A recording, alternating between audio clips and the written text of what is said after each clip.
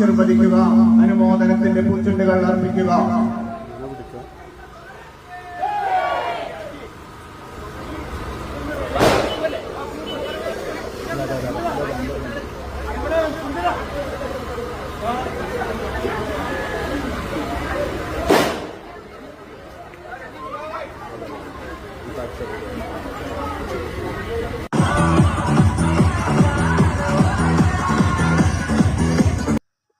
Party വേറെ, സൗഹൃദം വേറെ.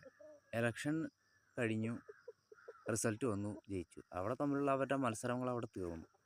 പിന്നെ ഇവർ തമ്മിൽ ട്രൂത്ത് ഫ്രണ്ട്ഷിപ്പാണ്.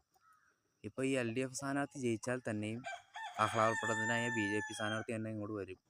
അത് അവരുടെ ഫ്രണ്ട്ഷിപ്പ്, അവരവിടെ കഴിഞ്ഞു. അതിന് ഇത്ര വലിയ വാർത്തയാക്കണമൊന്നും വേണ്ട. അത് ട്രൂത്ത് ഫ്രണ്ട്ഷിപ്പ്, അതാണ് ഫ്രണ്ട്ഷിപ്പ്. അല്ല, എതിരാളിക്ക് വേണ്ടി മത്സരങ്ങളൊക്കെ തന്നെ ആ ഒരു ഇലക്ഷൻ കഴിഞ്ഞോട് തീർന്നു.